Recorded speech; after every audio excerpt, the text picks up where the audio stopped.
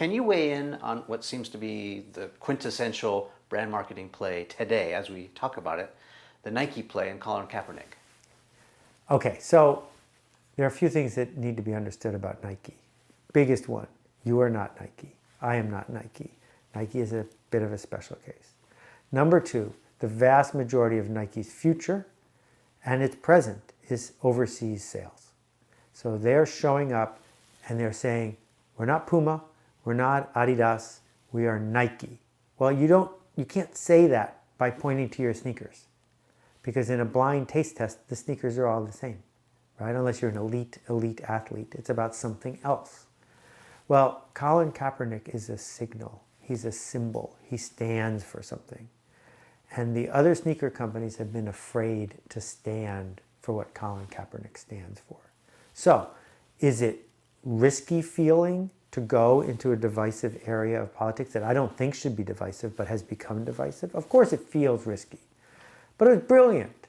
It was brilliant because at the level Nike is playing now, the number of ways that they can stand for something, anything, is very small.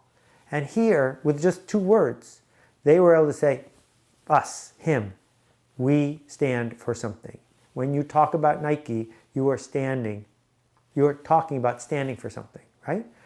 And the stock market has reflected that, their market share has reflected that. It's not easy for a brand to do something that singular. What's interesting is if Seagram's had done it, or Mattress Firm had done it, or some other advertiser, it wouldn't have worked because they didn't have the DNA to match it. It would have been a stunt. This wasn't a stunt. The people who knew Nike said, of course, it was very natural for them to do that. Yeah, you're right. They've been seeding the market from the beginning, from youth sports all the way on up, and they've also been, the disruptor, if you want to use that buzzy word, in their industry, trying to do stuff differently and shake up. Yeah, when you and I were kids, sneakers cost $8, right? So as a citizen, I am thrilled that they've given this brave individual a platform to speak his mind. As a marketer, a brand marketer, I look at that and say, if this is what the people at Nike truly believe, if this is where they are going and it's a non-cynical act on their part, I have to applaud it. Because the kind of person that is decrying this psychographically isn't their core audience. It's not what they look like, how old they are, their income. It's what they believe. And they tend to not be an early adopter of fashion, that person. Well, Nike is selling to the early adopter of fashion. By the time their shoes are at Payless, they're not making any money at that end of the curve. They make money at the front of the curve. And the front of the curve, the early adopters, they're people who are playing with new ideas in the culture. They're not people who are trying to preserve old ideas in the culture. Let's talk about what could go wrong or could have gone wrong, and maybe if we try this on another brand, what can other brands learn from this particular case study? We stand for this.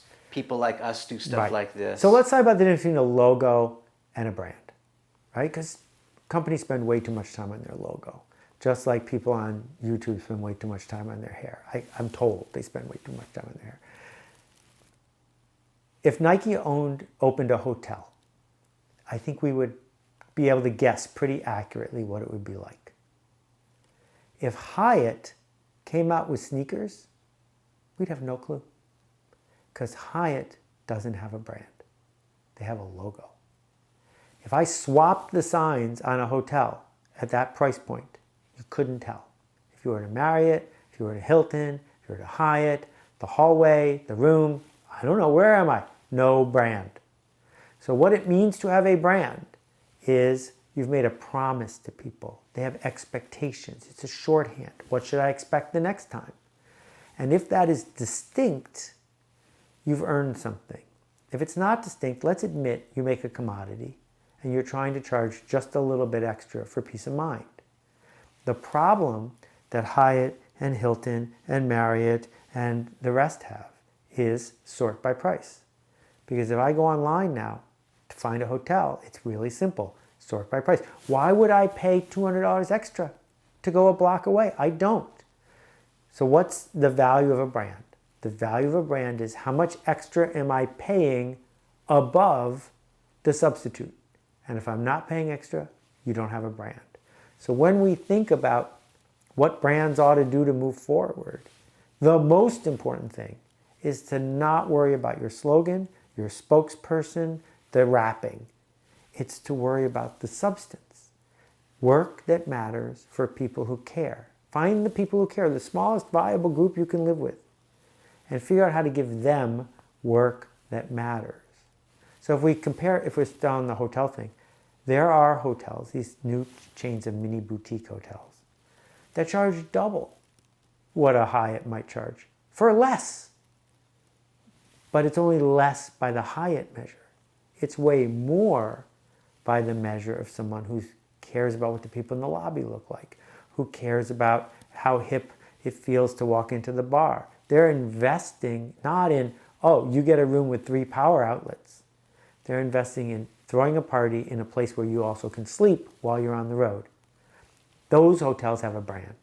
And those hotels are some that some people pay extra for, but almost no one in the scheme of things.